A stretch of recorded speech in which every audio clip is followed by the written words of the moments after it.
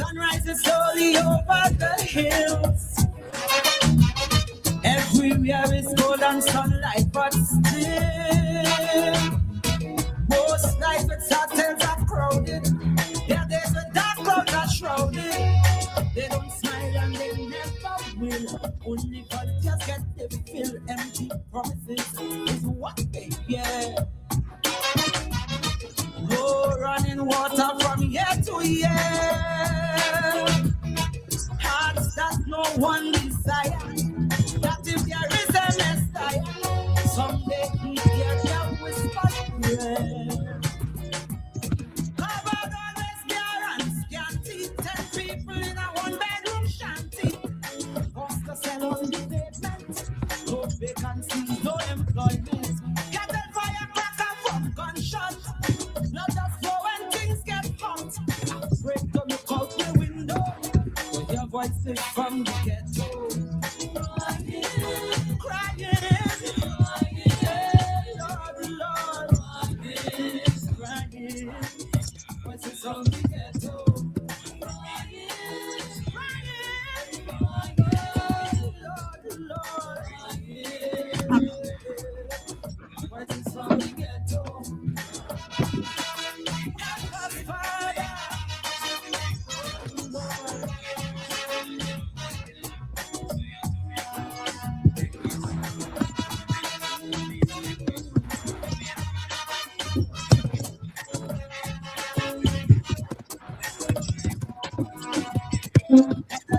Just holding head and ball. And them woman stronger than a wall. A big pusher iron she daughter. Son in jail for manslaughter. Too bad for the them bad boys. No bail. That's the black man's choice. Like Shadow says, poverty gets fair. She little girl child belly start to swell. Some say life is a cycle, but don't draw she no circle. Yeah, when it all can go tell. Outside the siren keep howling, inside your belly will howling. Police raid very often, Simpson measuring a coffin. One night in bed you're sleeping, next night is a wave that you're keeping. So you're praying Joe when you not go, not go their voices from the ghetto. Crying, crying, crying, crying, crying, voices from the ghetto.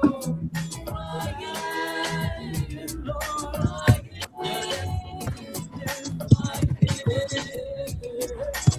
voices from the ghetto.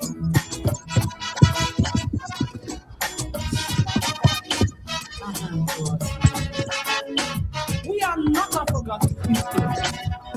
We are ours.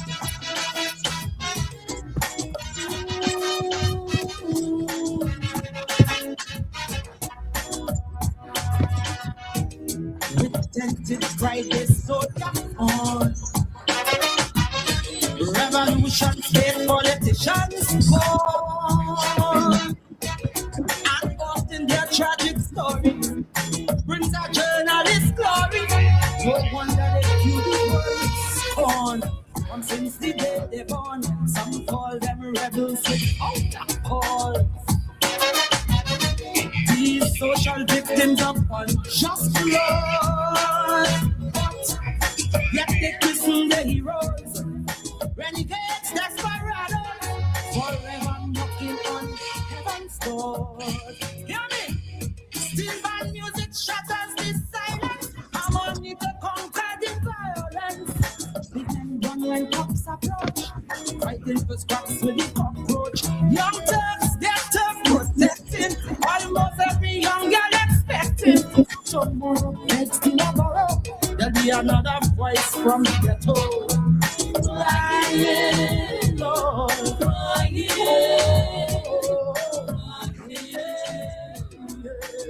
voices from the ghetto. Crying, Happy Mama, Happy Papa, voices from the ghetto.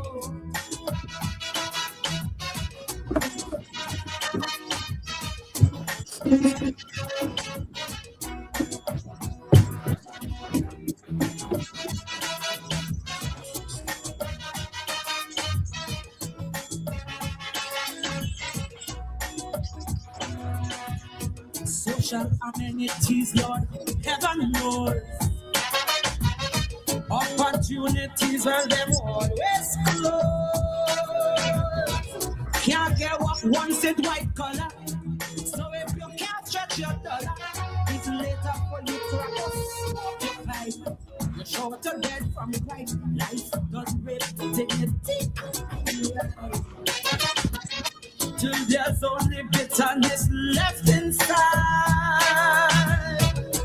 And every day is a hustle. Arguments are settled with muscle. And you're 6 feet deep by 3 feet wide. Children through life keep on drifting. It's something they're smoking or sniffing. Maybe they choose to forget this life of misery and regret. No one to come to their rescue. So they boom boxes the Lego. Drum out voices from the ghetto. Crying, crying, crying.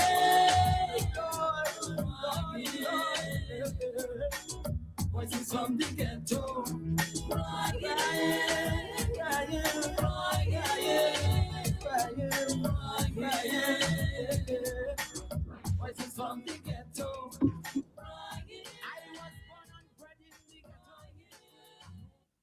Good evening, St. Vincent and the Grenadines. My name is Jomo Thomas. The program you're about to listen to is called Voices. This is the Voices program for August 3rd, Emancipation Month here in St. Vincent and the Grenadines, the first program of this month. And we are joined by a gentleman whom I consider to be quite distinguished,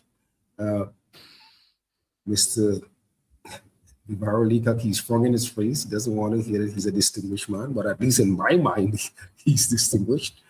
And he labels himself as a lawyer and social commentator. As is the practice here on Voices, I would normally read my column for this week.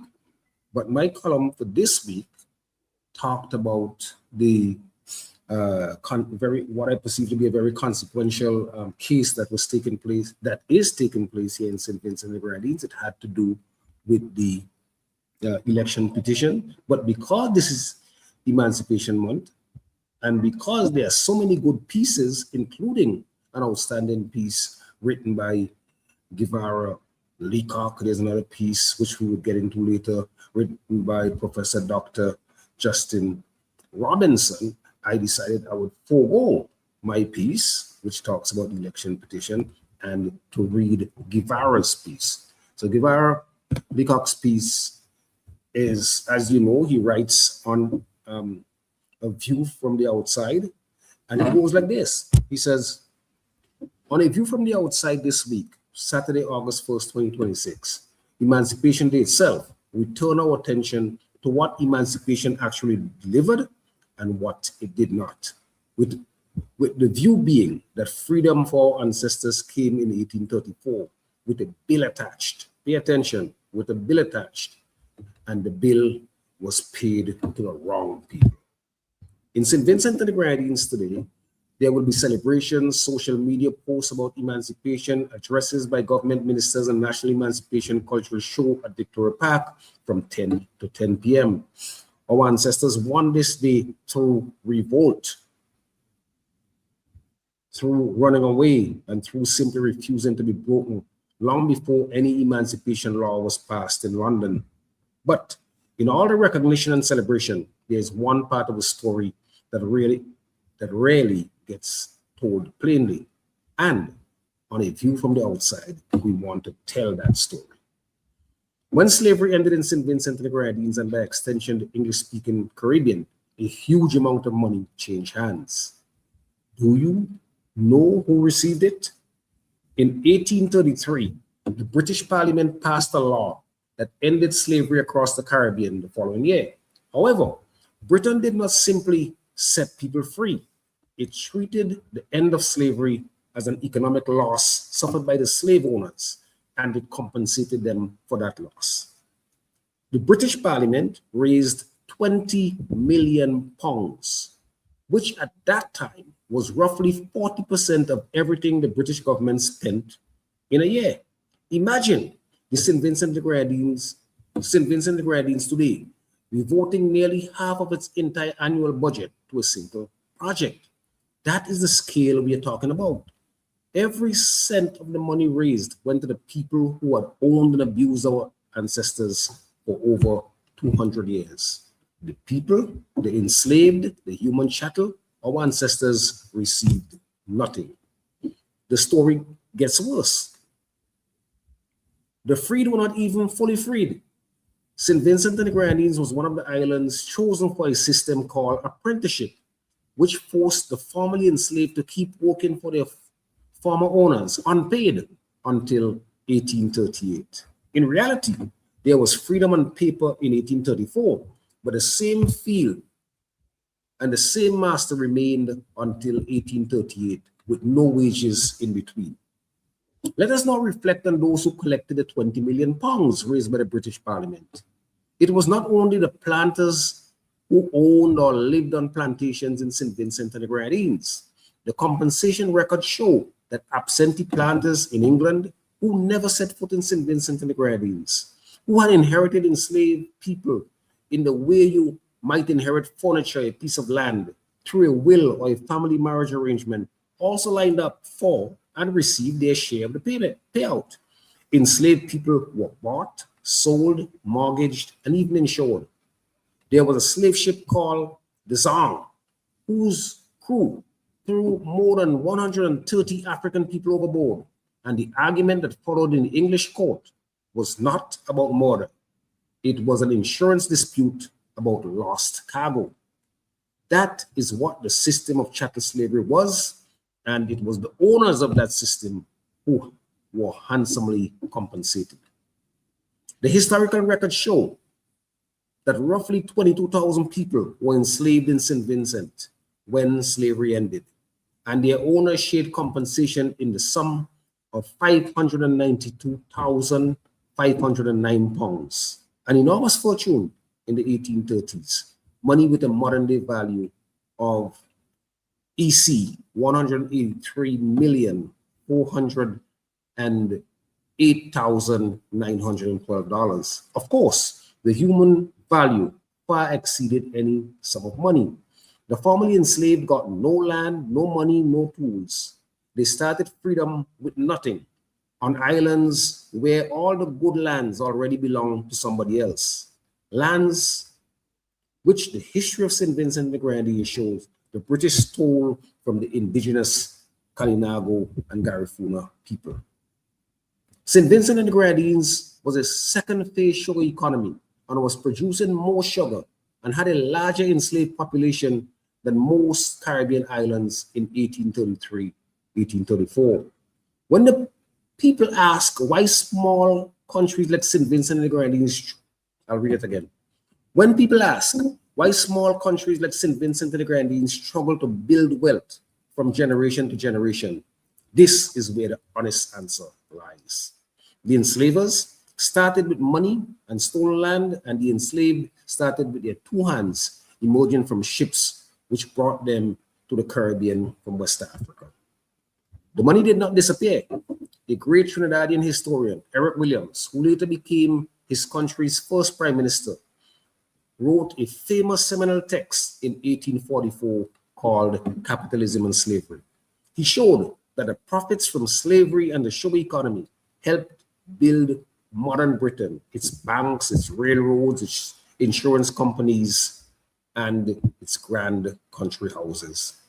Historians will argue over some of the details, but the core of the argument is agreed. The wealth our ancestors created did not vanish in 1834. It was invested and it was passed down from parents to child in Britain for generations. An interesting fact is this: the British government borrowed money to compensate former enslavers.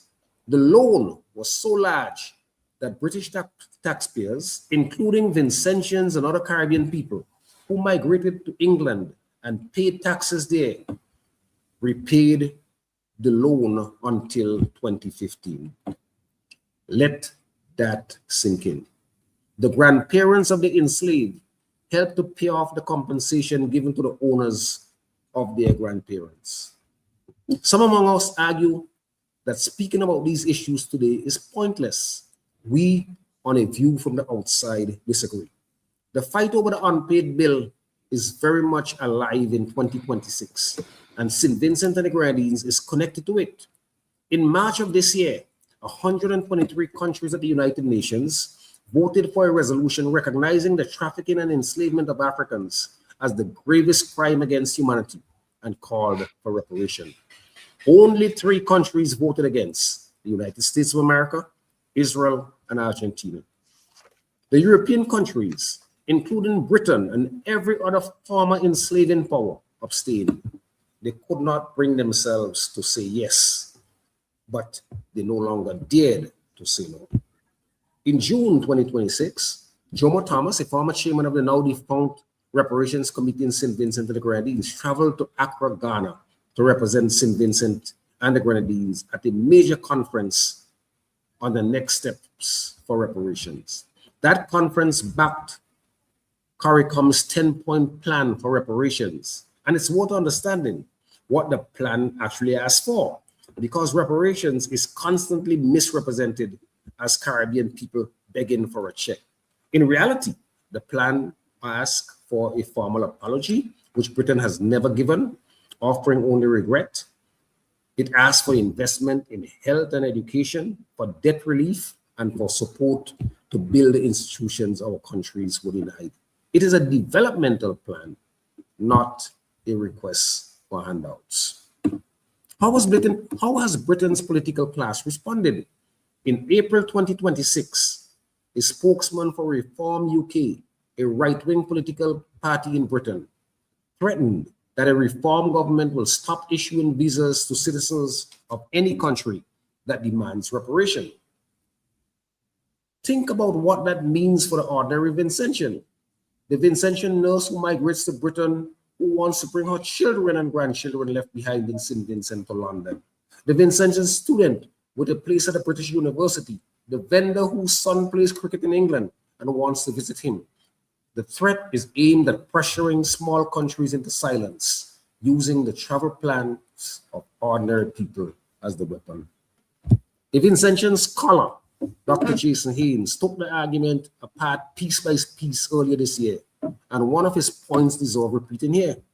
Britain once calculated the value of a human being down to the last shilling in order to compensate an owner. It cannot now claim that what was taken from the enslaved is too hard to calculate. How does any of this affect an ordinary family in Connery, Rose Hall, or Union Island?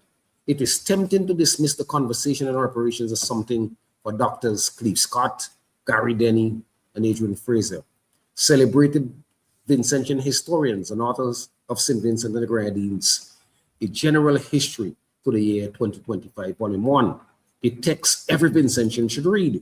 It is tempting to dismiss reparations as something for His Excellency, Brayton Horn, St. Vincent and the Grenadines High Commissioner to London, who recently engaged in a reparation conversation in London. It is easy to dismiss reparations as something for conferences in Accra, Ghana. We, on the view from the outside, warn you not to dismiss it. 2 weeks ago, on July 18, 2026, we, on a view from the outside, spoke about the Moody's downgrade and the debt St. Vincent and the Grenadines carries.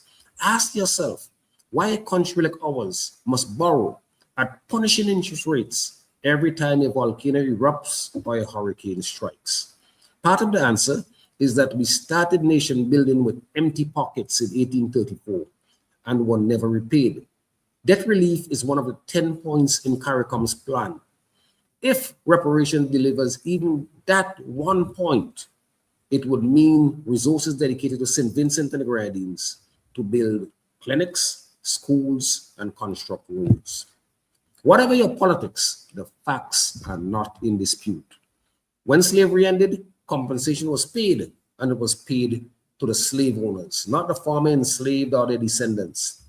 Emancipation freed our people, but kept the money on the other side of the Atlantic. The account has been open for 192 years. Reparations is simply the demand that it finally be settled.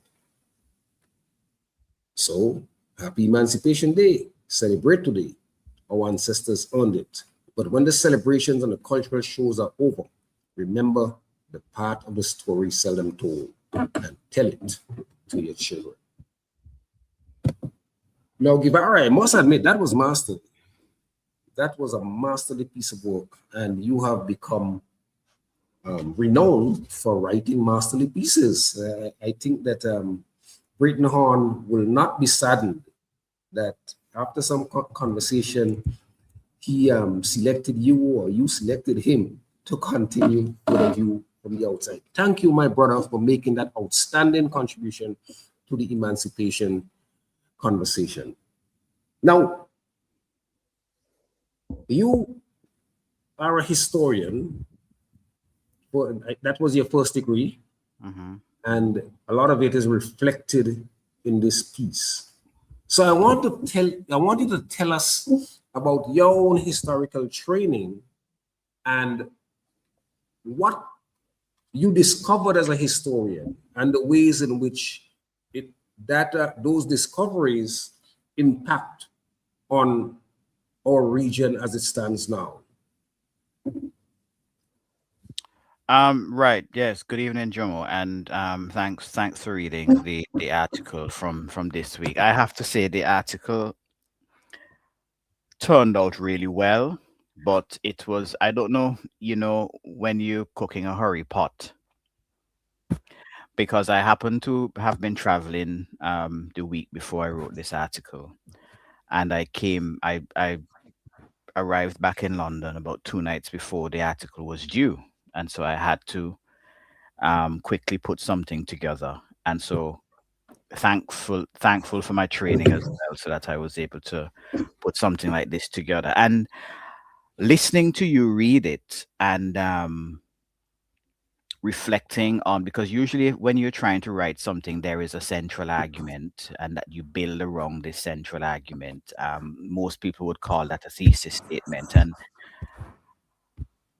when you were reading the article, the point in the article that stood out for me, there's some feedback. Is that from me? I don't know. I'm not hearing it. All right. But I'm half deaf, so. It's the part of the article that stood out to me as you read it says, reparations is constantly misrepresented as Caribbean people begging for a check. Yes. In reality, the plan, the CARICOM 10-point plan, which I refer to in the article, asks for a formal apology first and foremost, which Britain has actually never given, only offering regret. And that is so true, because especially since I have lived in the United Kingdom, and this conversation takes place in the British Parliament or amongst the politicians and prime ministers in Britain that I have lived under, you would often hear them saying that they're sorry, for slavery in the Caribbean and what took place, etc. And then there's all of this expression of regret, but there's never a formal apology, a written statement, something committed to the British Parliament, probably communicated to the colonies, that really express genuine sorrow for what took place, inclusive of decisive action to do something about it. What you hear is a lot of arguments now as to why reparations is not needed because it has been so long ago. But I digress. The question was about my historical training and how it has brought me to consider these things. So yes, correctly. So I went to the University of the West Indies a few years ago now, and read a degree in history. I read a degree special in history, which means that I would have read more courses in history than a student who would have read just simply a major in history. So I took more credits in history than anything else. So quite a substantial degree. I then Um, well, an important part of that qualification was a thesis I wrote on the emancipation period in St. Vincent and the Grenadines, Hmm. particularly focusing on the role of Vincentian women in in the system of slavery in St. Vincent, as well as the role of women during the emancipation, um, which is a group of people who were very pivotal in resisting enslavement throughout the Caribbean, but sometimes can tend to be a forgotten class, as it were, in the struggle. So there's that. Um, that piece of work took me to do research not only in the local archives in St. Vincent and the Grenadines, but also in the archives in London at the time as well. The in Kew Gardens, um, looking into the Central Records Office to look for evidence of what I was trying to talk about in that particular piece of work. So there's that, and of course got intimately involved in the Caribbean Examinations Council Caribbean history syllabus and the marking of Caribbean history throughout the Caribbean for persons who were writing their CSEC exams at the time and later on with CAPE as well. So quite an extensive bit of training, formal training in Caribbean history, um, but also triggered by a genuine interest in um, the progression of the Caribbean as a place, as a political place, as a geographical place, as a historical place, and more specifically St. Vincent and the Grenadines. Mhm. And so that is Um, the background right, um to how things like the piece would come about. right. I want to ask you about something which you mentioned because I want people, you're a trained lawyer as well, Hmm. and you mentioned it in your in your piece. Yeah, You talked about the Zong, yeah, and you said enslaved people were bought, sold, mortgaged, and even insured. yeah, There was a slave ship called the Zong, whose crew threw more than 130 African people overboard. And the argument that followed in England, in the English courts, was not about murder. It was an insurance dispute about lost cargo. This is what the system of chattel slavery was, and it was the owners of that system who were handsomely compensated. Tell us about the song and what so you're describing. the Zong is a a slave ship. The Zong is a slave ship that was traveling. The case is actually called Grayson and Gilbert. Um, and it is a case that took place in 1783. That is an interesting date because St. Vincent was not yet a slave society. So, in the context of St. Vincent and the Grenadines, we was, as the historians tell us now, we were a society with slaves, but not a slave society. And the Zong was traveling between West Africa and Jamaica. There were about 442 enslaved persons on board, but there was a water shortage. And of course, if Europeans have to choose between themselves and the cargo, because remember that when enslaved Africans were traveling on ships, they were not human beings. They were cargo. In fact, to use the number 442 is curious because the historical record many of the times will show that slaves were measured by weight and not by heads. But it's interesting that for the purposes of compensation, in a case in chancery, if well, you and I would understand what that means, but in a court case dealing with insurance matters, um, they're using heads, right? And In much, not to cut you off, but in much the yeah, same way like in the US, yeah, where for representation purposes, enslaved Africans was said to be three-fifths of a human being. yes, much like that.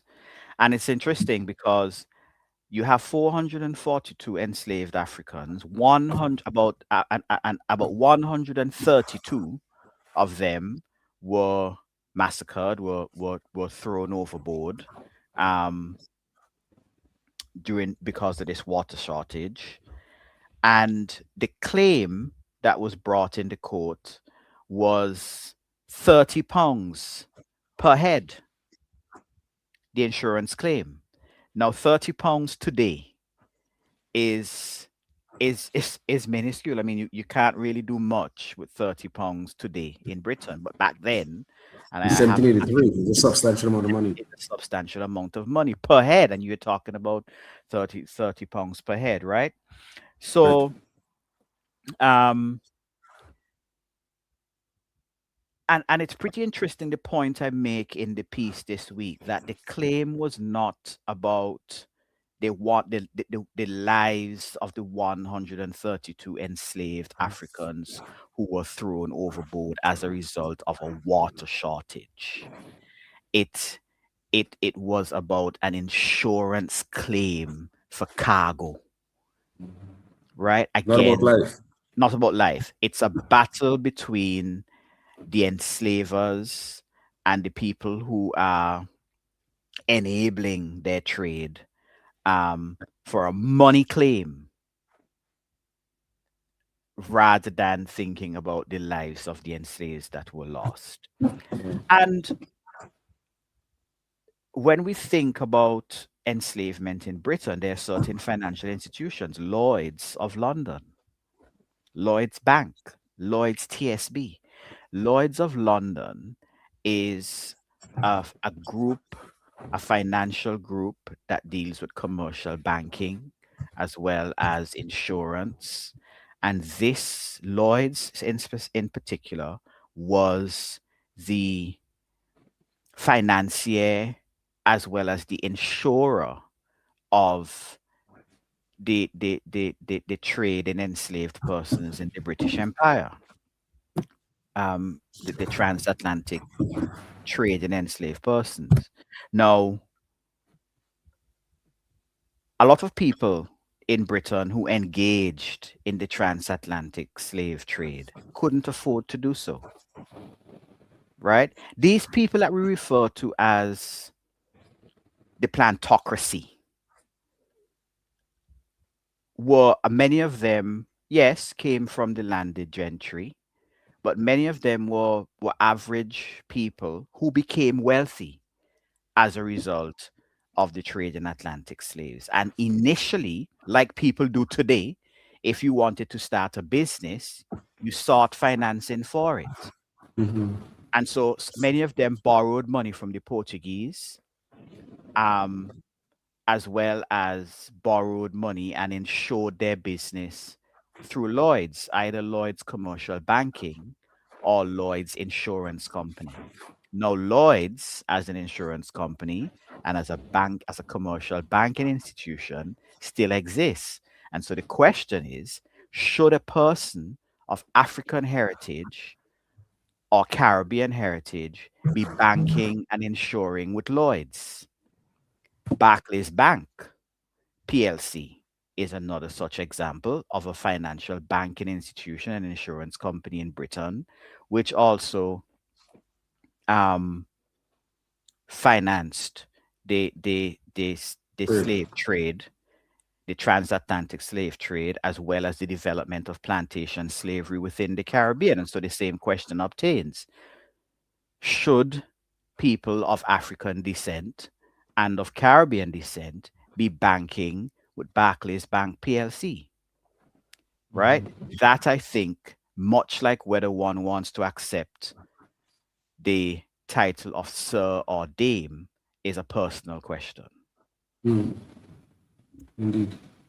There another point which you raised, and you did the translation in current dollars and cents, is where you said at the time that the British Parliament decided to pass the Emancipation Proclamation, they borrowed 20 million pounds. And you did the extrapolation to tell us how much money that is and what that amounted to in English investments for the government. So talk a little bit about that, because for people to understand the enormity of that 20 million pounds and how it helped that money, which was plowed back into the British economy, which helped to propel the Industrial Revolution and so on and so forth. Yes. So when it became apparent that the system of enslavement in the Caribbean, slave society, the sugar economy, the plantation system in the Caribbean was not going to be viable anymore. Because I make the argument as a student of history and as people say historian, that apart from the resistance movement, which Eric Williams refers to as emancipation from below, one of the reasons why the planter class and the political class in Britain decided to end enslavement in the Caribbean and the sugar economy and the plantation economy was because it was no longer profitable. And they were looking at economic interests elsewhere, such as in the East. The empire had made enough money from the Caribbean at the time, and the land was also tired, right? So in islands like Barbados, which had plantation slavery from 1624 circa, and other islands like Jamaica, where 1640, 1650, Trinidad, late 1600s, early 1700s, and then you had St. Vincent tagging on at the end from 1801, 1807, thereabout, becoming a sugar society. The older lands were tired. The sugar cane was not producing the volume of sugar it produced when the system started. And so the economic, the business was no longer viable, apart from the resistance. And I do not want by this argument to diminish in any way the resistance movement, because that played an essential role in breaking the back of the system. But there was also an economic issue where it just was not profitable anymore, so they decided to leave. And I think that point is important, because when the British decided to, because of the resistance movement, the first resistance movement, and the lack of economic viability that existed by the 19th century, they decided to offer compensation. That in itself is fine. But as the article makes the point this week, they are offering compensation to the business owners, not the people who have suffered. They didn't give anything to the people who had nothing and say, go off and start a new life. Right? It was that Parliament had made a decision to bring an economic system to an end, and so therefore you had to compensate those who owned the business. And so the British Parliament raised 20 million pounds. Now, 20 million pounds in 1833, again, is quite a substantial amount of money. And I made it vivid in the article in the opinion piece, where I said that this was about 40% of the budget of the British Parliament for that year. And I made the point that imagine if the Vincentian Parliament were to use half of its annual resources to build on a capital project. That would have major outcry from the people in the society, but it just tells you the amount of resources that was dedicated by the British Parliament to this project of compensating the the Enslavers. ex-enslavers, right? And so that was the point, that there was compensation paid, but the money was paid, well, for us, to the wrong people, Definitely. right? Um, And it shows the length they went to ensure that, for disrupting the business of the enslavers, the length they went to make sure that these people were adequately compensated. you talked about you talked about the resistance to slavery as a central and critical part. And I want you as a historian to take that story, because we know, for example, that the Haitian Revolution, which essentially started in 1791 and triumphed by about 1804, was such a critical development that not only did African people break the back of French slavery in the Caribbean and beat what was then one of the most powerful militaries in the world, but that defeat, as you well know, resulted in the French losing so much of its economic wherewithal, because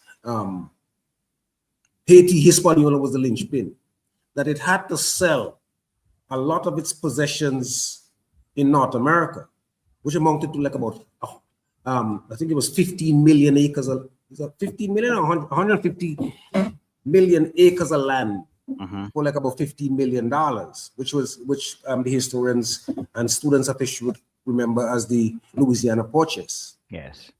So there was that.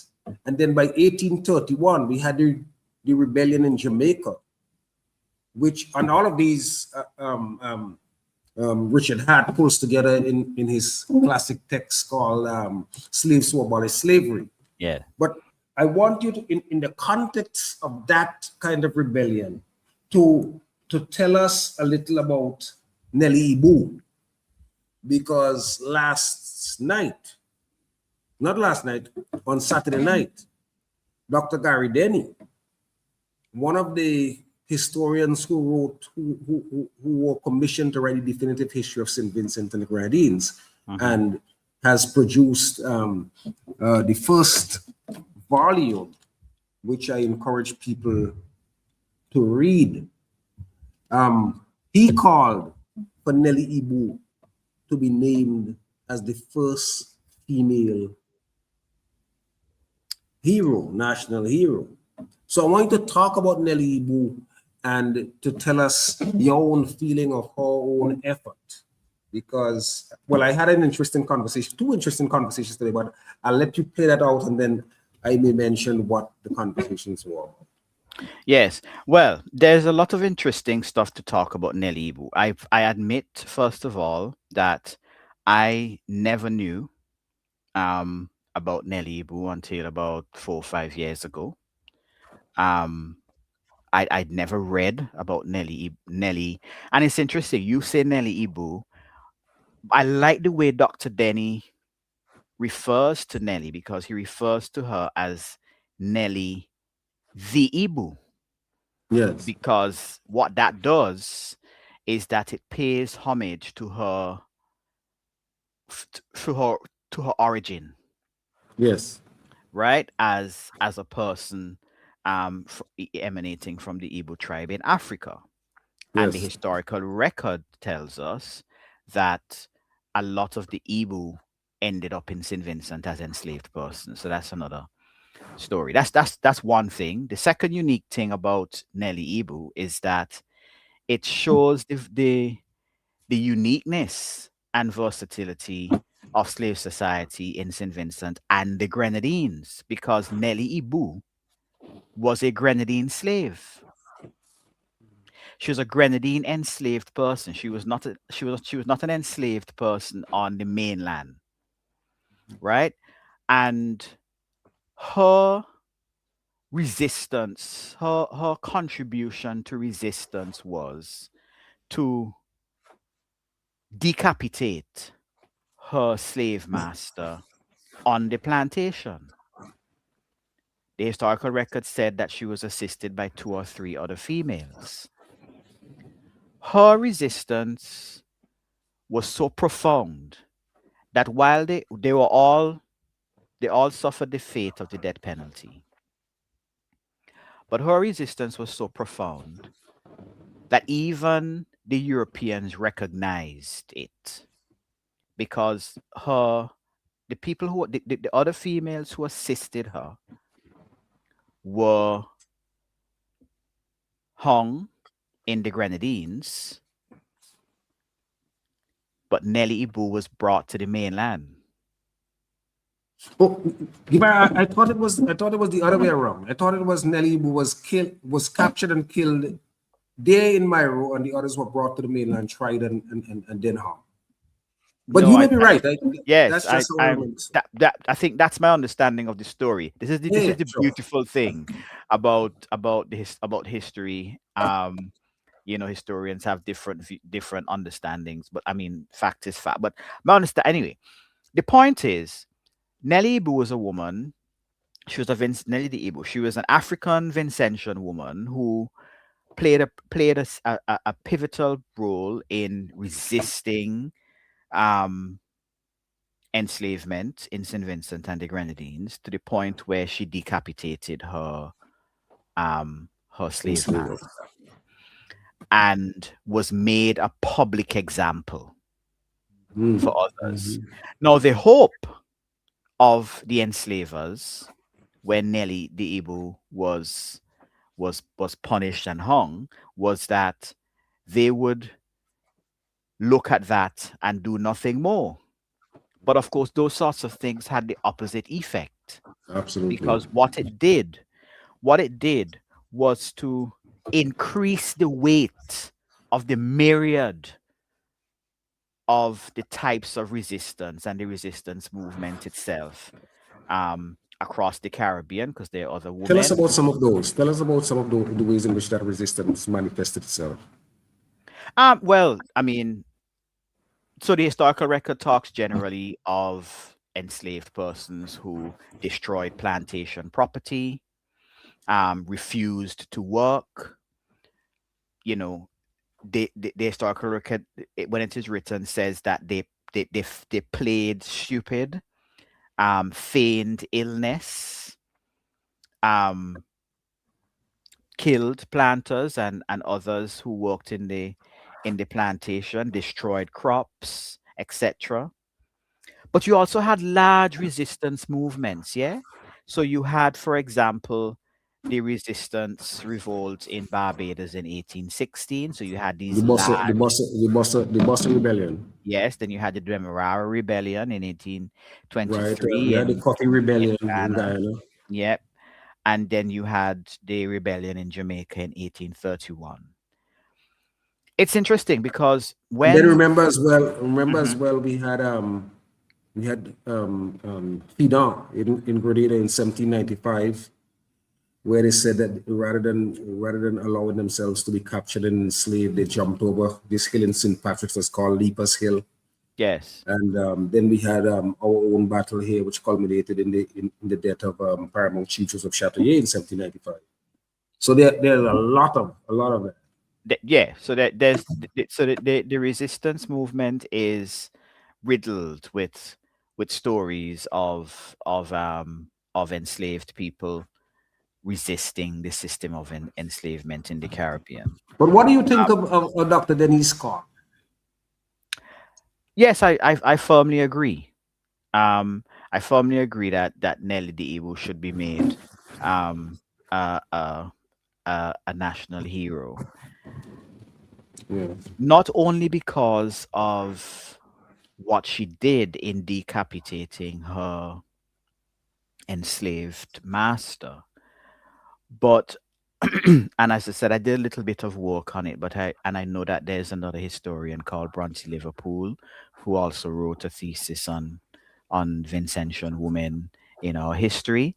But I really think because when you read volume one of the text that Gary Denny and others have produced, you keep reading about how in St. Vincent you would have on a particular plantation, for example, can't give a specific example right now, but you would have 150 men, 171 women. I know, for example, when I was looking at the jail records for St. Vincent post emancipation, that there were more females going to prison, Whoa, seriously? going to jail, yes, Wow, that's amazing. than That's the men. first time I've heard that. Yeah, and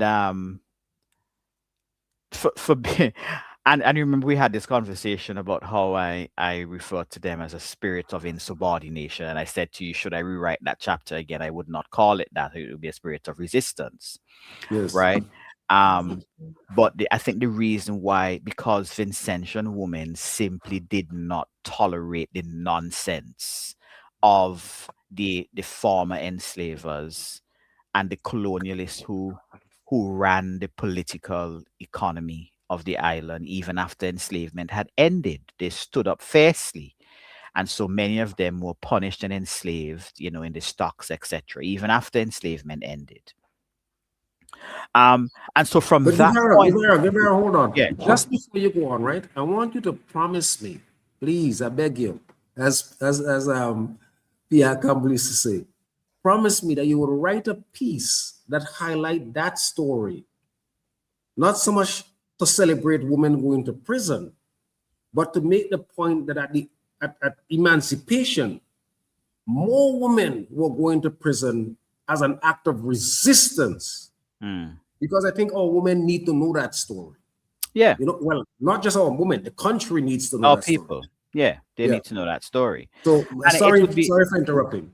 to be honest, it would be interesting to see if that point comes out, if that story as well comes out in volume 2. Yes, yes. Right, because chapter 5 of volume 1 of the book, the history book that is of the history of St. Vincent and the Grenadines, is taking us up now to the end of the system of enslavement. So let's see what happens Next. next in volume 2 if that story comes out. Yes. So what I'm saying is that Nelly the Igbo deserves some recognition, not only for her contribution to the myriad of acts of resistance to enslavement in the Caribbean and specifically in St. Vincent, but I think as well because she is a Vincentian woman, and Vincentian women seem to have been very active in this resistance movement, that deserves to be recognized. Yes. Two things that come out of that, right? I talked about Nelly Wu this morning, and I got two interesting engagements. One, an engagement of a Vincentian man who lives abroad who says, well, you know, yeah, Nelly Wu, but all she did was to kill him. And all another she did was post, to kill a man. yeah. And another good brother is engaged, you know, and talked about, well, you know, I'm not so sure if we want to celebrate the crime of murder as and elevate it to heroship. And I made 2 points. One, that just in March, the whole world said that slavery was the greatest crime committed. And in fact, what Nelly and other resistors were doing, people like Sam Sharp, who were killed in Jamaica and across the region, they were acting in not only with righteous indignation, but in self-defense. Yes, of course. Yes, that would be the argument. So, and they were acting as an act of resistance to their enslavement. So I don't know how you feel about that that whole view. Yeah, I certainly agree. So, for example, I could speak for my jurisdiction. In let's say Nelly the Igbo went on trial for murder in modern day Britain. She would have a defense of loss of control, right? Based on the one, she would have a defense of loss of self-control, based on the system in which she was enduring. Um, that, however, is only a partial defense, so she wouldn't get away from she wouldn't get away totally. There would be a finding of manslaughter. But one could also push it further and use a complete defense or self-defense because of the enormity of the evil that existed Precisely. in slavery.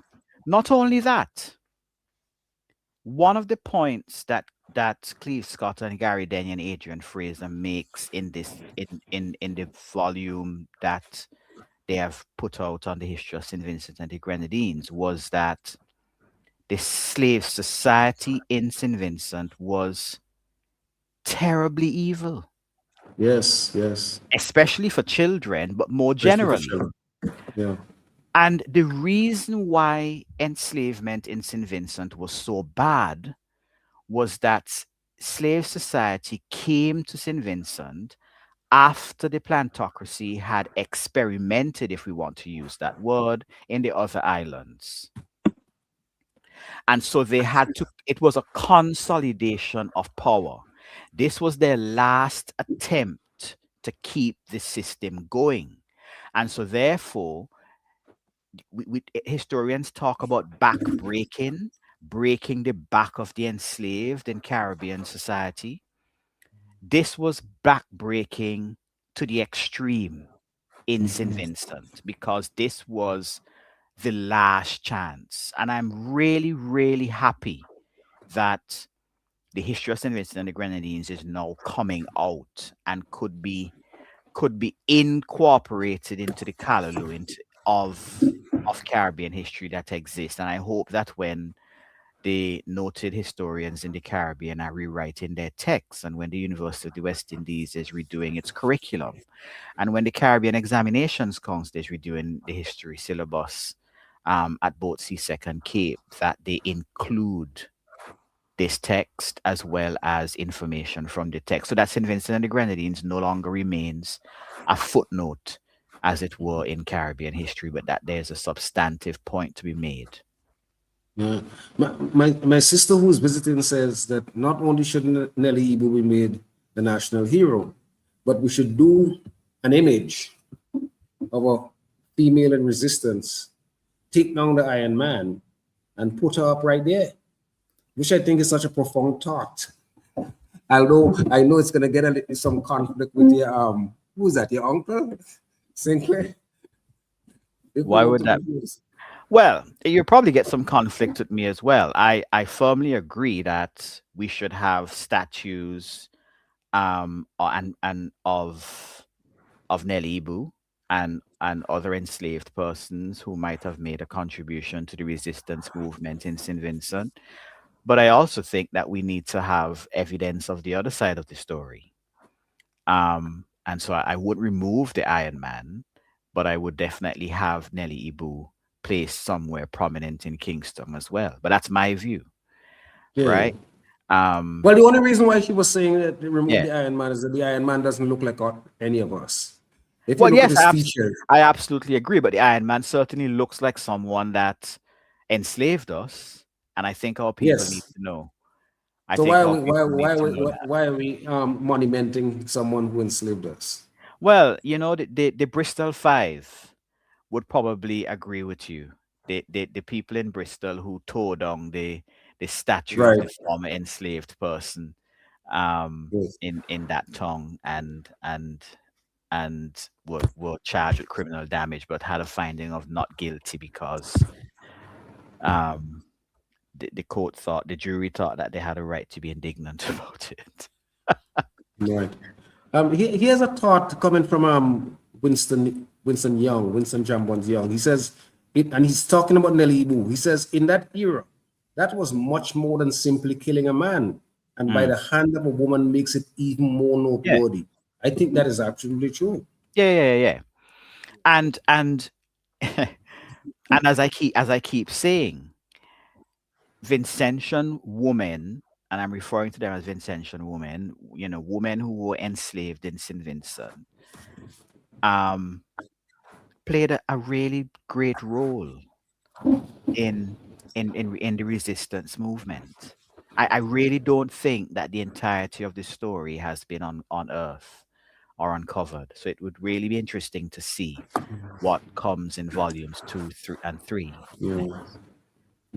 Father Mark always says that maybe what we need to do is to explore the archives in Martinique or Guadeloupe or even Paris, because the French also had some forays into St. Vincent, and that Yeah, controls significant part of the leeward side of the country, the western side of the country.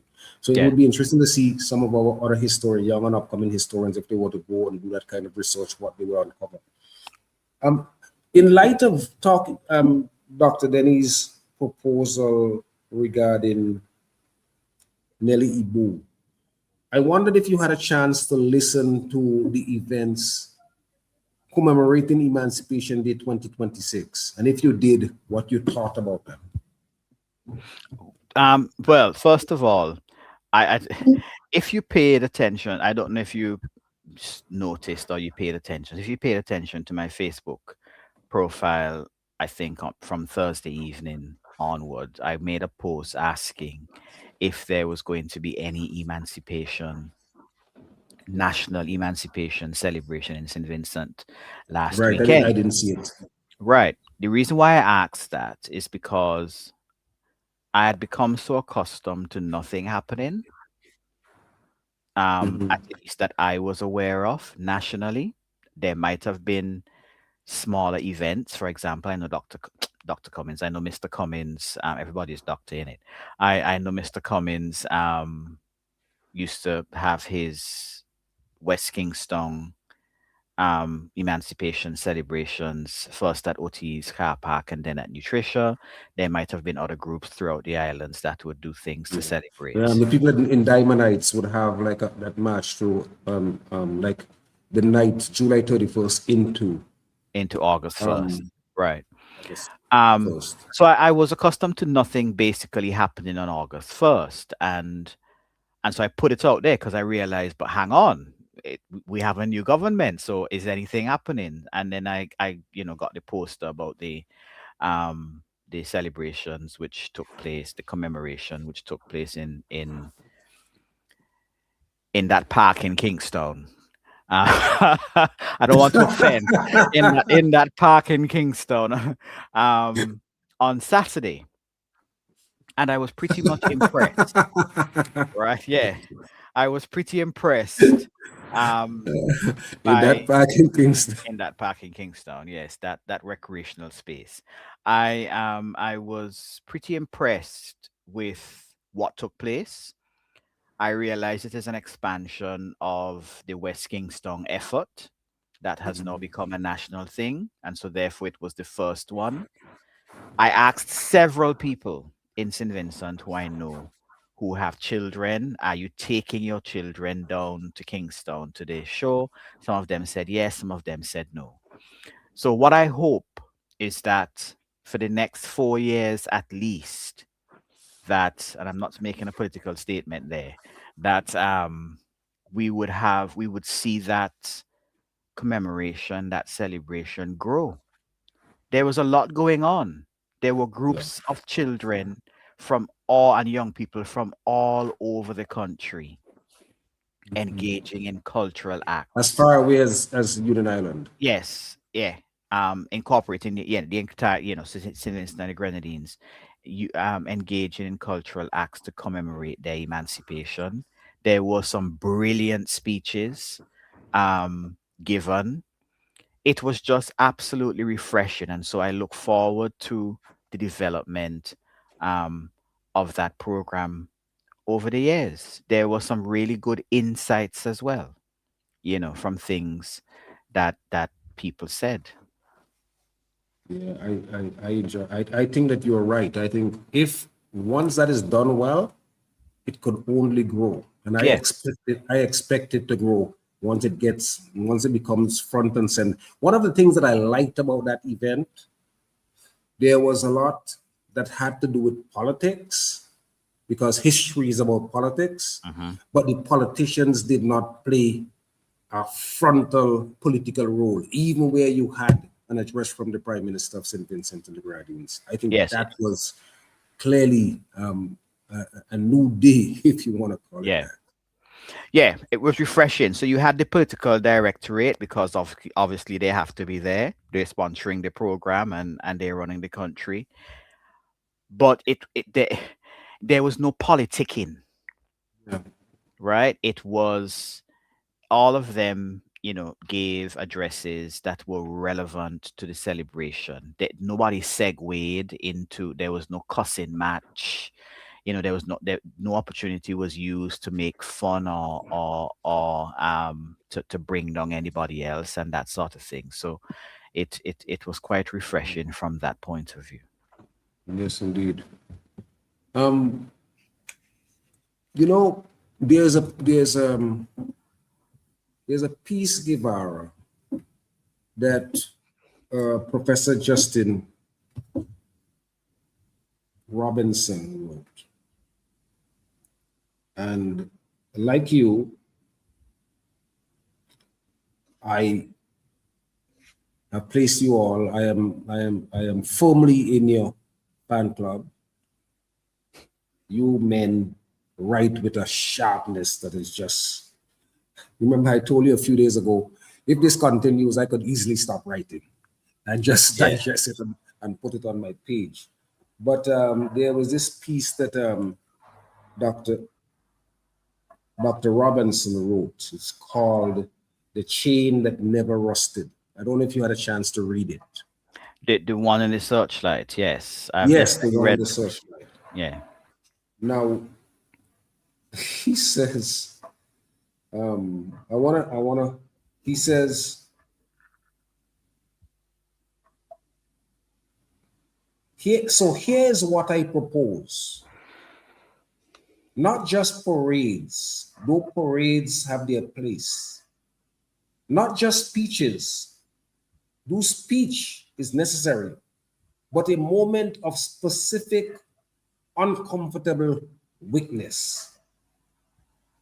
Read the accounts, look at the diagrams of the slave ships, the Brooks, the Vigilante, the puns, and understand that those tiny figures stacked the cordwood, stacked like cordwoods, were individual people with individual terror. Visit the coast, stand in the door of no return at Gorey Island or Cape Coast Castle, and feel the geometry of the horror. And view the chapel built directly above the dungeon. The worship of a God of love conducted within the earshot of human beings dying in darkness. Now that's deep. It is. There are several. You can take that paragraph itself and make a whole article out of it. Without a doubt. Without a Um, doubt. the first thing I want to say about that is read the accounts, he says, look at the diagrams of the slave ships, the Brooks, the Vigilante, etc. So he's asking us to take a visual tour. Yes, be witness, he says. Yes, exactly. He's asking us to have a visual tour. The first point I want to raise about that, and this is a point that Dr. Cleve Scott made on the Issue at Hand program on Sunday, which was also very refreshing, for reasons which I wouldn't go into here. But he said, we do not have a museum in St. Vincent. We do not have a museum to display any of this, any of our history. And he was speaking specifically in the context, obviously, of the history related to not only St. Vincent and the Grenadines broadly, but in terms of slavery and emancipation. There are several artifacts of enslavement throughout St. Vincent and the Grenadines on the landscape that could be collected and brought together into a museum to show people in one place the account, the diagrams, the artifacts of what happened. So that's the first thing. The second point I want to make from this is that, and I know that West Africa is far away from St. Vincent. If you wanted to go on if a Vincentian wanted to go to West Africa, as you've just been to Accra in Ghana, there's no single flight from Kingstown to Accra, right? You have to stop somewhere, whether you go through the United States or you go through the United Kingdom, etc. But we have secondary schools in St. Vincent who have field trips every year. Man, you can go out loop and wherever Exactly. And to England, else. Mm. right? They come to see what the former colonial masters have to offer for a holiday, as it were, a cultural tour to Britain to see what I don't know, right? Why can't we have a field trip to Accra, to Ghana, to see, to show out our young people the door of no return? I don't know what your experience was when you went to did you go to Elmina in Ghana? Elmina was one of the slave trading forts as No, well. I did. I went to the one that you mentioned. No, is Doctor. You mentioned Castle.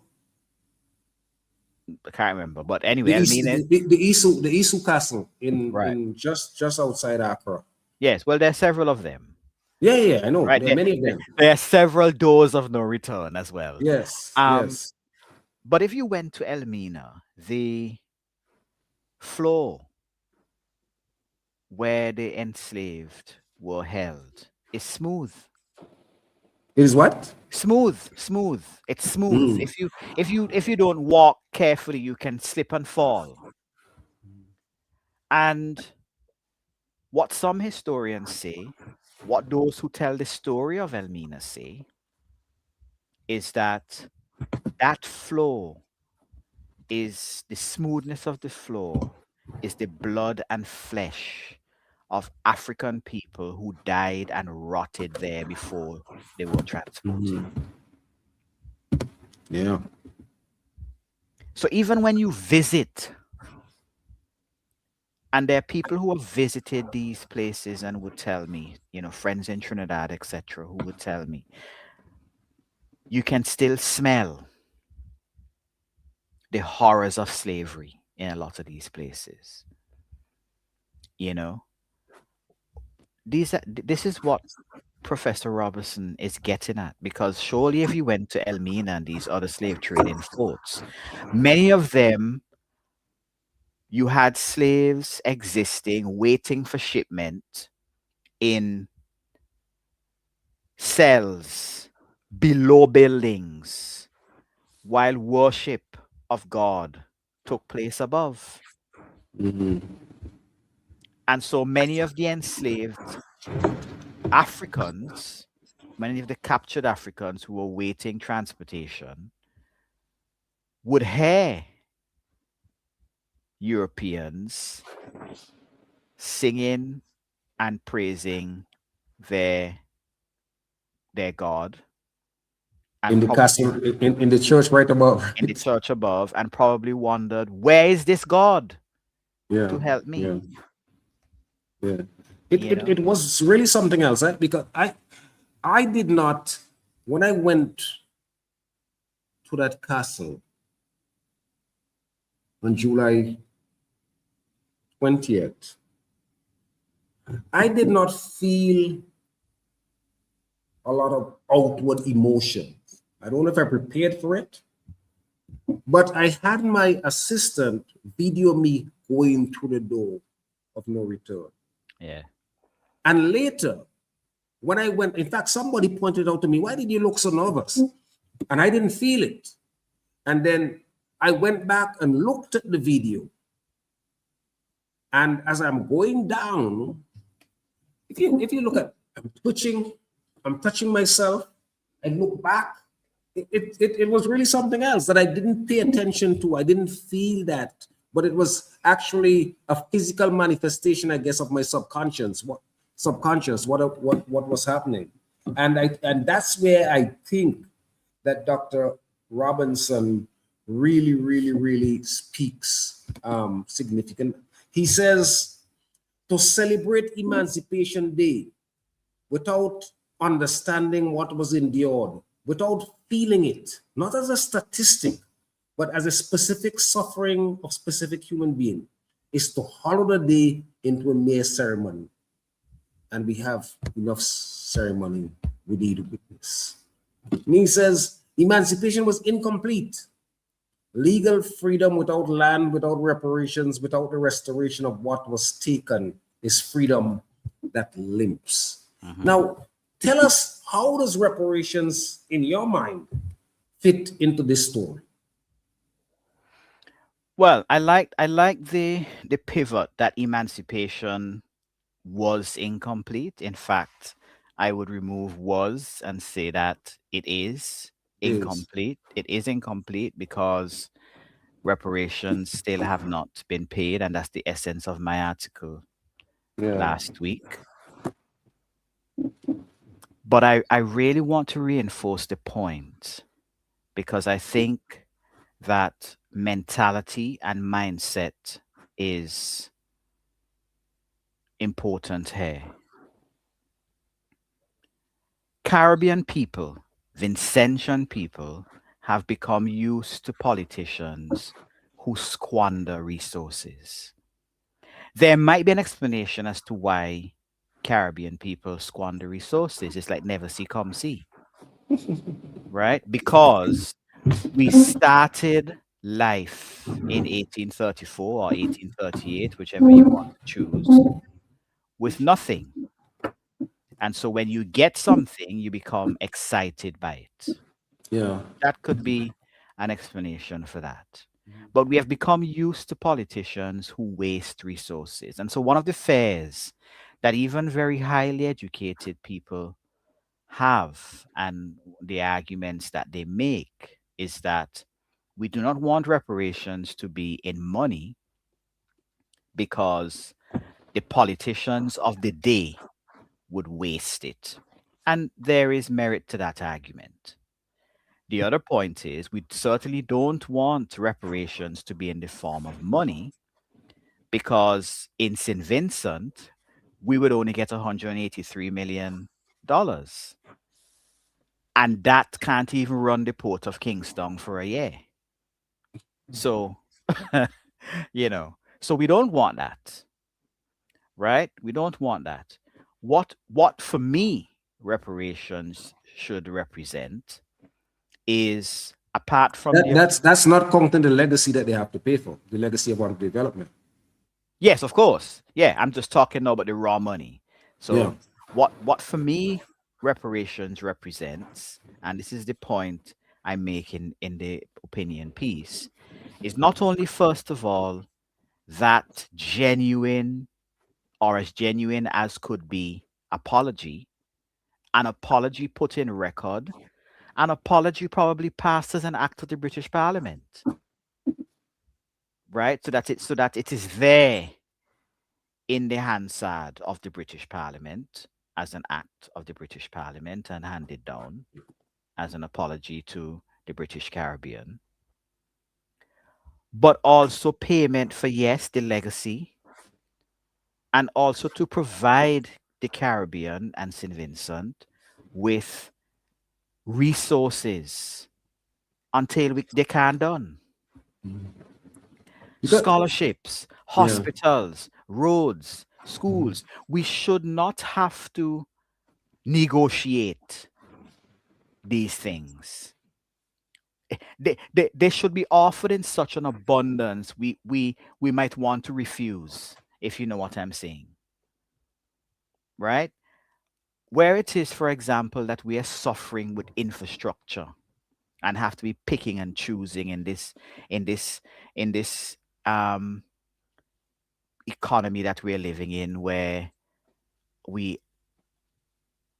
what is it? Every 40 cents of every dollar. 40 cents of every dollar goes to paying the debt. Exactly. While that exists, that we should have a situation where if we need police stations, if we need schools, if we need roads, if we need scholarships, etc., these things should be on tap from Britain. You know, the Jamaican historian, political scientist Horace Campbell says that the way in which we need to conceptualize reparations is that the former enslaving countries came in like in the 1700s, early 1700s. And when we add up to independence, we should just say, okay, you have to pay us reparations for 400 years. Mhm. You know, in much the same way in which these countries in Europe and the US pay Jews every year or make contributions to Israel every year for that genocide, which lasted just a short period. Mhm. Our genocide, they should pay for every year that the genocide go on. So we know that for the next 400 years, we are going to get some form of, let's call it a remittance Yeah.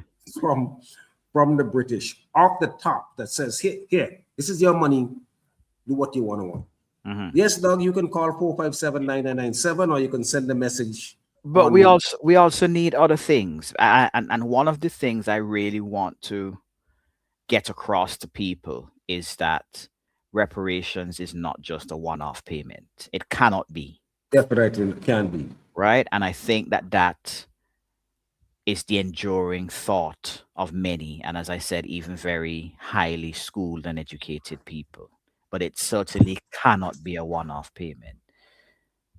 Not especially if you read Walter Rodney's book as well, right? And Hilary Becker's version of that. Yes. You certainly couldn't think that reparations is a one-off payment, and I think many people think that is the case. And you're talking about Walter Rodney's How Europe Underdeveloped Africa. Yes, And Beckles' and- How Britain Underdeveloped the Caribbean. Yes.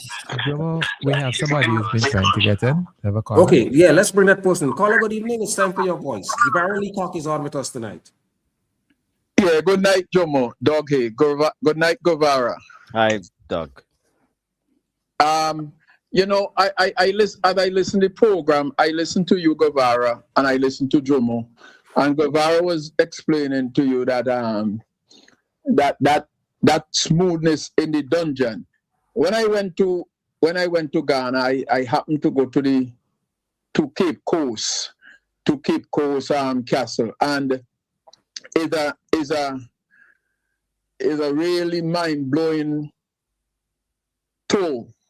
And I agree with Guevara that we should start to have trips to places in Africa instead of going to Europe and North America, especially for our children and them in the secondary and in the secondary school who now leave in primary and going into secondary school, because I think it will be a better eye opener for them that they could actually be on the physical spot.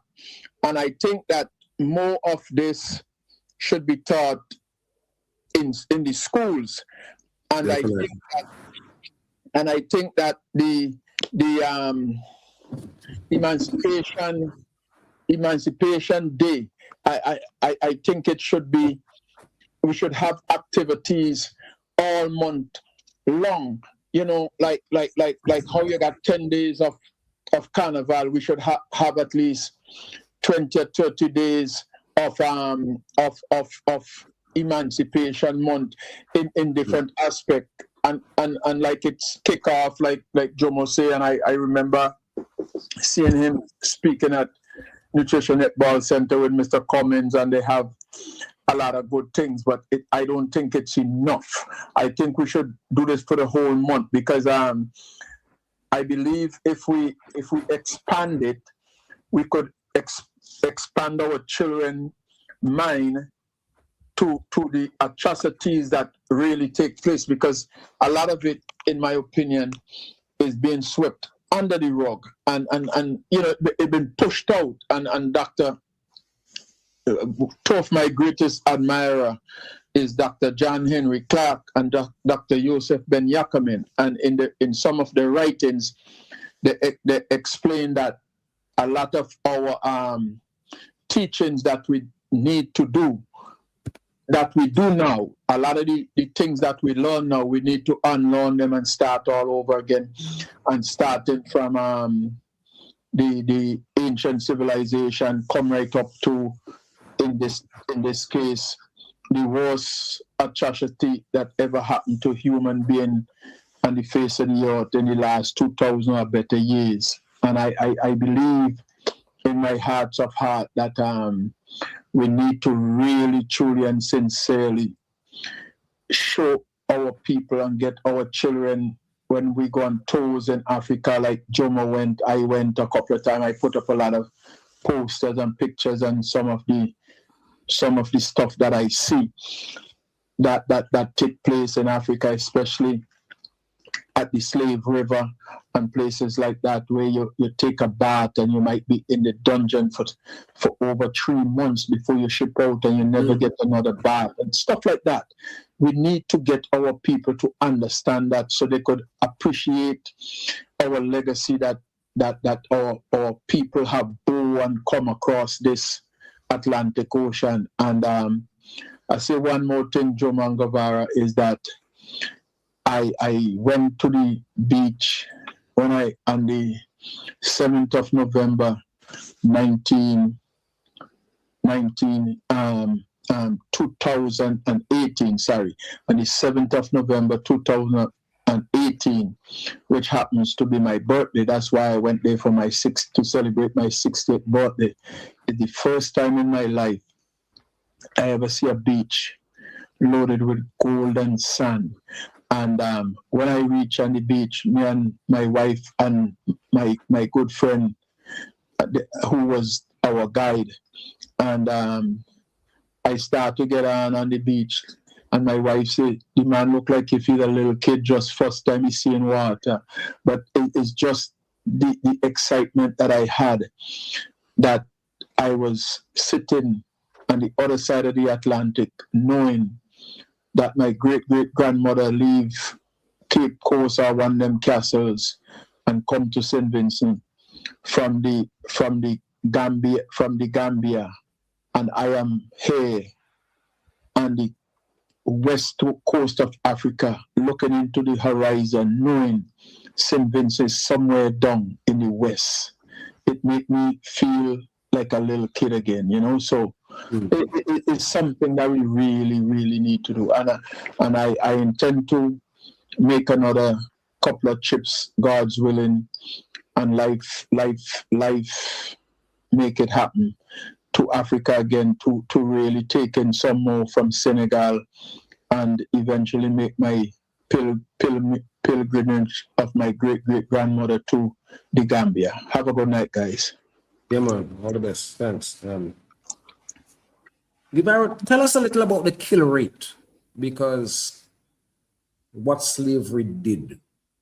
Because when we check on the amount of people who came, the enslavers thought it was better to work a slave to death, work an enslaved African to death, and buy another person, rather than to keep them. In fact, there's one of these quotes in Dr. Robinson's book, where he says, if you are lucky, statistically, you may live, you may be an enslaved person for 7 years. And if you are unlucky, you may live a little longer. The irony of being living longer meant that you were unlucky, because why? You are enslaved with all of the negative things that came with it. Yeah, I mean, when we talk about the kill rate, that is something we could never quantify. In raw numbers, because the system of enslavement as existed in the Caribbean was so horrific, that, where do you start counting? Do you start counting when the ship leaves the coast of West Africa and people started to die on board, and were thrown overboard? Do you start counting when the ships landed in the Caribbean, and before slaves went to the plantation, they were acclimatized on Dutch islands, you know, like Curacao, etc. And some died there. All of these are people. For us, they're people. For the enslavers, they're cargo that we have to count, right? But hundreds of people, people talk about um the Holocaust, and the millions of lives that were lost. Millions of people died in enslavement, from capture to plantation work, from the hands of the enslaved, being whipped and punished, worked to death, etc. There is a book called In Miserable Slavery, talking about plantation life in Jamaica. And it wasn't just talking about the horrors of working on the plantation. It also talks about the horrors of enslaved women in the Caribbean, in St. Vincent and in Jamaica, who endured sexual torment, sexual torture, rape, and abuse by the planter class, and who died as a result, died in childbirth, and that sort of thing. Children who died on plantations from being malnourished, etc. Um, and so it is very, very difficult to quantify, you know, the amount of enslaved persons who died on plantations, and to think about a kill rate, other than to say that the kill rate was enormous. People either died because they were physically killed, or they died from work. From overwork. From Yeah. overwork. Yeah. In fact, I first heard of Thistlewood, Yes, Thomas. the white overseer, from Oscar Allen. Oscar Allen had to write this little text called "We Want to Be Wise," and in that he talked about Thistlewood. Thistlewood was this white overseer, I think he was Irish, who spent a lot of time in Jamaica and chronicled his sexual exploitation of enslaved African women and made a story out of it. He had a diary, and it is said he described sexually exploiting about 227 enslaved African women in some of the most graphic. And that's why in the Do you know that Thistlewood spent time in St. Vincent on the Vermont Estate? oh, I had not known that. Yes. Or if Oscar mentioned it, I forgot. So some of our women endured some of his cruelty. Exactly. And had it documented. Yes. In modern times, that would be an aggravating factor for sentencing. Right. That's just to tell you how horrific that kind of thing is, that you're not only in slavery, enslaved, you're not only being made to work against your will, there's no payment, you're suffering on sugar plantations, but you're also, in terms of bodily autonomy, your Yes. bodily autonomy is being abused by the planter. Jomo, you'll be happy to know that on page 248 of the text, and I did not know this, and we are coming to this in chapter 5, if I might expose here on your program about this thing. This is the table, or one of them, that chronicles the punishment of people, of apprentices in St. Vincent during the emancipation. And it shows us plainly, in many cases, more women being punished than men. Look at the table. I mean, our viewers and listeners can't see what we're talking about, but it's there, page 248. Page 248. Oh, right. Yeah. And look, so in August, 189 persons sentenced to punishment by the magistrate. Between 45 and 86 are men, 58 women. And then after that, consistently more women, females, the table says, than men. Mm-hmm. Right. And I just happened to come across that. There is a comment, Jomo, in the comment section by one Marlon Joseph. And I have to take the opportunity to big up Marlon. Marlon is a former classmate of mine at the grammar school, and he has always been an excellent writer. I think Marlon should write more. I think Marlon should be writing books. But he says here, I support the call for Nelly to be a national hero. As a literary artist, I have become more intentional about protagonizing the likes of Nelly Ibu and Berta Mott in my work to help to preserve them in the collective memory of our nation. And I think that's an important comment because it also speaks to what Professor Justin Robinson was mentioning when he talks about being able to visualize what was taking place. And if people like my friend and colleague and contemporary Marlon Joseph here could write about Nelly Ibu and Berta Mott and their contributions to Vincentian history in terms of their resistance to enslavement, these are the things that should be read at future emancipation celebrations. Yes, yes. But you know, isn't it something that history is not compulsory? That Vincentian history and Caribbean history is not compulsory. In fact, I had the celebrated Jamaican historian, Dr. Vereen Shepard, on this very program. And she says there's no Caribbean country that has Caribbean history as a compulsory subject. Yeah. Would you believe that? I can believe that because I've lived that. I've lived that as a student in secondary school. So for me, history as a subject at the grammar school was a choice. You only did history if you were at the time when I was at the grammar school, there were 4 streams. There was arts, business, technical, and science. And you only did history if you were in arts in my time. In fact, Cleve Scott was my history teacher back then.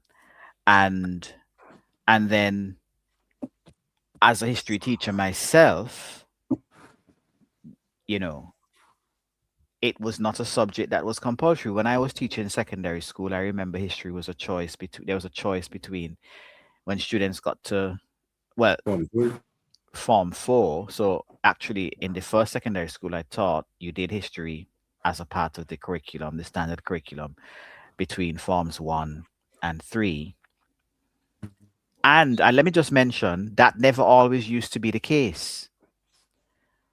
But I want to thank Cools Vanlo, who is a neighbor of mine, who used to be the education planner, who made that a thing, that history then became a part of the curriculum between Forms 1 and 3, though in the rural secondary schools, that wasn't the case. And then when students got to choose from moving from 3rd form to 5th form, 4th and 5th form, then they had a choice again. So you can choose between history and social studies, history and geography. It was always pitched against something like that.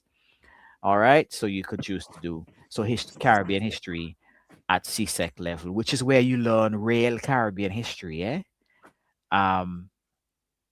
Yeah, it's not compulsory, and that is sad. I hope that has changed, and I hope if it hasn't changed, that there are efforts to change that.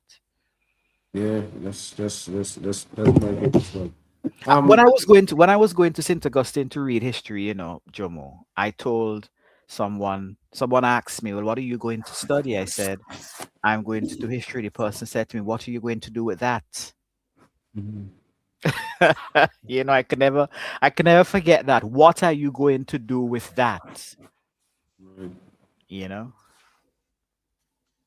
But Malcolm X always says, not always said, but said that of all the subjects in the social science, a study and understanding of history would best place us to have a feel for where we are, for where we came from, where we are, and would supply us with a perspective as to where we ought to go. There's there are 2 points that I want you to pick up, Guevara, that come out in some way. Ken Thomas makes one point. He says, well, apart from the issue of governments squandering and some ministers stealing the reparations money, he asked, well, who should get it? If there's money coming, who should get it? What? Because the question is, how would it be? Who gets piece of the pie? If a check comes, should a check come? And if a check comes, who should get it and in what amounts? Well, have you thought that through? No, I haven't. But because I don't think, as I've explained earlier, it should only be checks. But let's say there is a mixture of checks and other things. Who should get the checks? Yeah. Well, that's always going to be a difficult question to answer, because one would think that the check would go into the consolidated fund. But what do we do about accountability? Who keeps an eye on that check? Right? And Heather Cato, who is a historian at the St. Augustine campus, talks about who guards the guards. Right? Who guards the guards? And she was speaking in a different context, but it could be applicable here, because it's definitely a fact that, as I said, people, and rightly so, Caribbean people, are worried that politicians will squander the money. And so therefore, how do we set up a fund in the consolidated fund that has to be managed in a specific way if it's reparations money? Do we do it via a trust, for example, with trustees taken from elements of the society? And so therefore, in order for any reparations money to be spent, the money can only be spent using the trust. I don't know. But certainly, that is a question that needs to be debated. But it should never be an argument that because our politicians may or will waste any financial resources that will come via reparations, that we shouldn't have it. I think that's the issue. There are many people who would say, well, the politicians would waste the money, they would steal it, so we shouldn't have any. That can't be the argument. The argument has to be that can never be the argument. Yes, the argument has to be, when we have the money, let's protect it. Yes, what mechanisms do we use to make use and to protect these resources? Because some people have said that we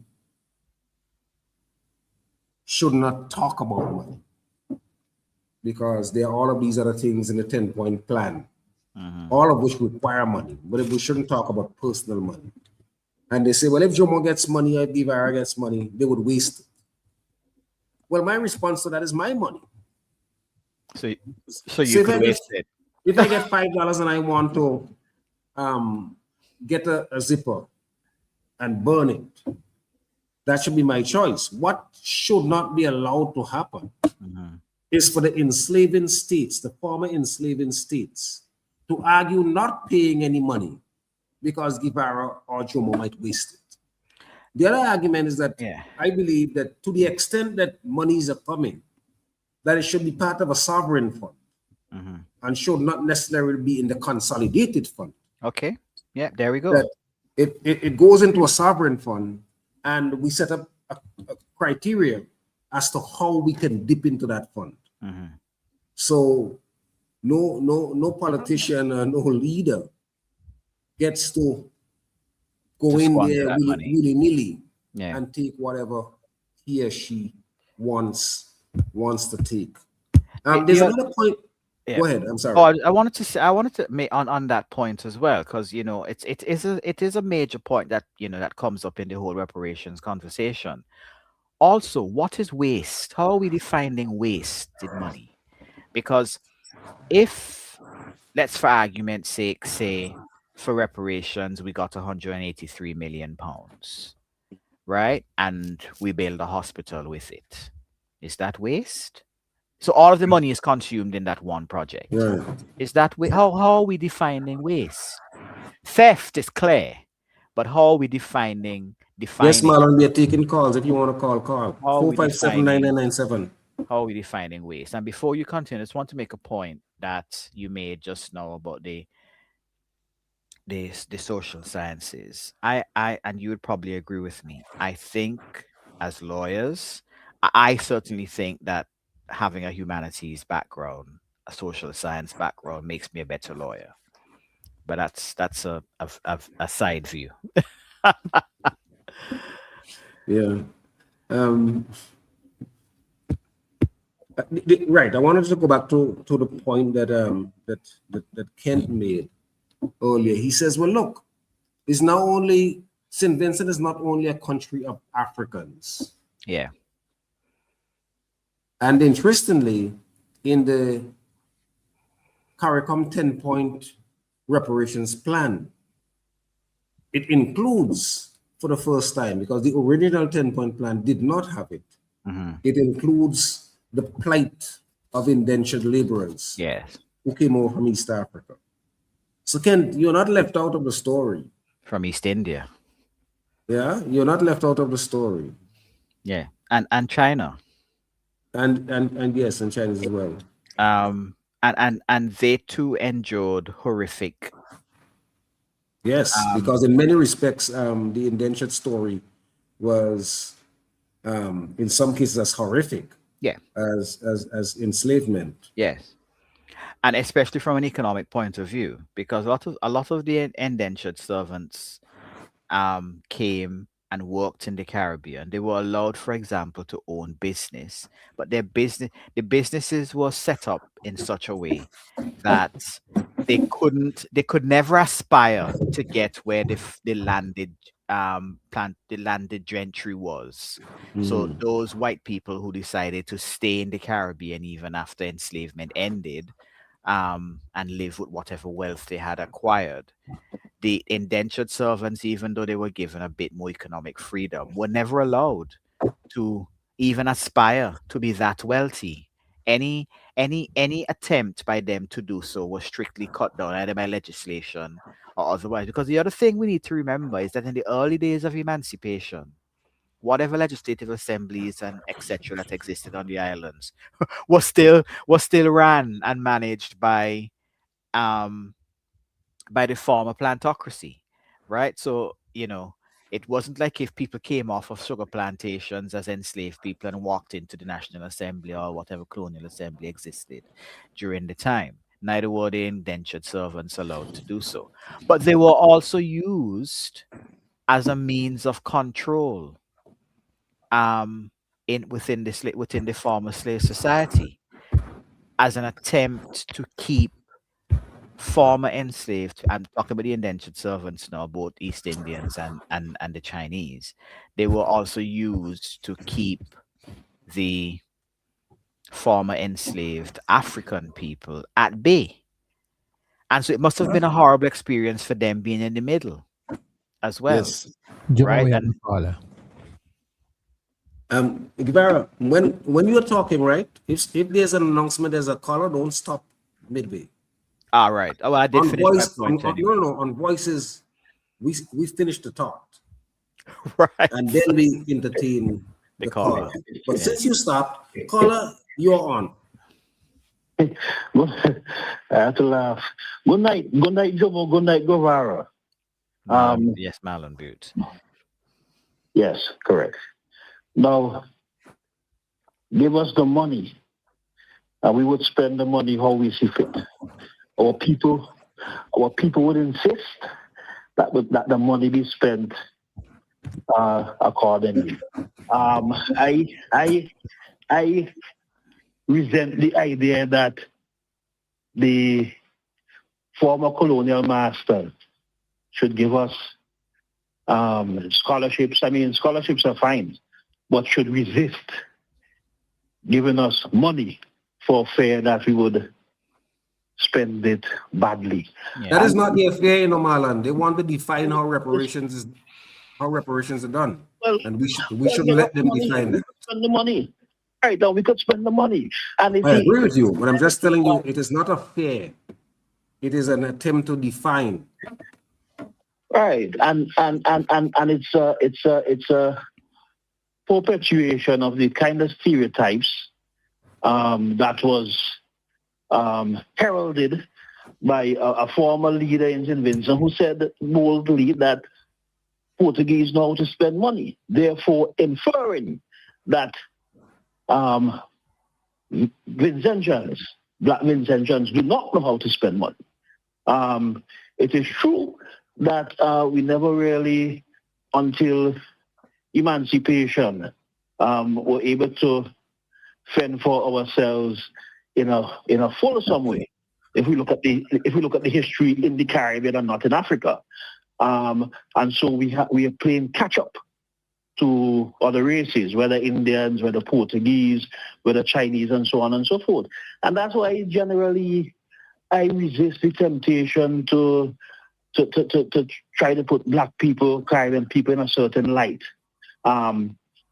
as being intrinsically unable to manage their affairs and so on and so forth. Because the reality is that it comes with practice, and so that if we had an interruption for 300 years, necessarily, it would mean that those whose history, Marlon, you gotta wrap it up. Because you're all over the place. Those whose history was not interrupted for as long as ours would have had a head start.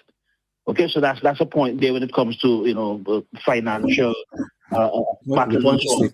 The last point, Jomo, is that I have always been fascinated by women in resistance, and it was one of my favorite subjects at UWI.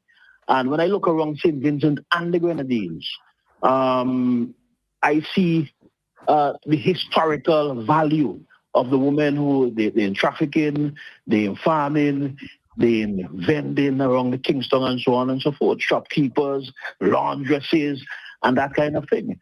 So that is something that we really need to look at. Economic history and our women in economic history, apart from the physical resistance itself and so on. That's a very important part because they led the way historically and they continue to lead the way. They look around St. Vincent and the Grenadines. So that's my contribution. Yeah, man. Thank you. This brother Ken Thomas Larry trapping at 9:28. At 9:29, Brent tells us, please remember SVG is not only Africa. So I said, well, our brother Kent says that St. Vincent is not only African. And then Kent tells us, well, Lal, I am not left out, brother. I said, we're not leaving him out. He says, I am an Anjou from Argyle. You need to stop looking at skin color and race, Joe. But you told us 20 minutes before that you give the impression that the emphasis was on Africans. Anyway, Marlon, not Marlon, Guevara. I want to. I don't have that kind of money, Jomo. Sorry. in the next few minutes, right? I want. There may be some other things that you want to deal with, but I want to bring home the point about what I think this whole reparations thing about, and it has to do with. It comes in the concluding 2 paragraphs of Professor Dr. Justin Robinson's piece. He says, this August 1st, remember the smoke. Remember the march, remember the ship, remember the auction block and the field. Remember that these were not stages in a historical process, but moments in the lives of people who loved and feared and hoped exactly as you do. Remember that their emancipation is your inheritance. And that inheritance comes with obligation. We are not celebrating a finished victory. We are bearing witness to an unfinished struggle. The chain never rusted, but we are still here with our hands on the links, and the work of breaking them truly, finally, completely is the work of every August 1st and every day between. Emancipation Day is not an invitation to remain wounded, but an invitation to remain awake. We are what survived, and what we build now must be worthy of the price. I want you to, in the next few minutes, try to pull all of that together, because I think it's an important call in light of what we said earlier, that we're expecting to see a build-up of what happened last Saturday. I mean, Dr. Robertson is an excellent writer. That's the first Amazing. point I would Amazing make. Because writer. again, these are three very profound paragraphs or closing thoughts. I think the first paragraph, where he talks about remember the march, remember the ship, is a call to action. It's a call to action for us to take the commemoration, and I'm deliberately trying to not use the word celebration, to make the commemoration of emancipation meaningful. And again, something that came out on the Issues at Hand program on Sunday is that Emancipation Day should not be a day to wake up and go to the beach and have a picnic. We need to develop our independence or democracy to the point where people see and think that when they wake up on Emancipation Day on August 1st every year, that it is a moment for reflection. It is a day for reflection on the things that Professor Robertson is talking about here. He says, remember that emancipation is your inheritance. You know, when I was writing the piece for this week, I thought to myself, my goodness, people are going to say, this again?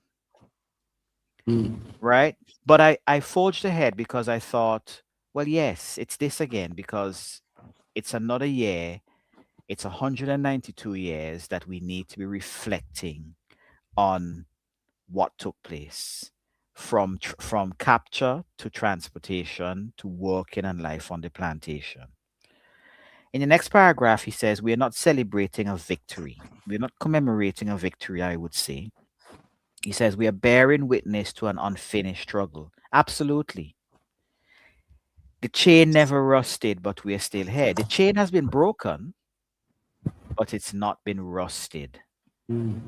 Every memory, everything that happened needs to remain in the forefront of our mind.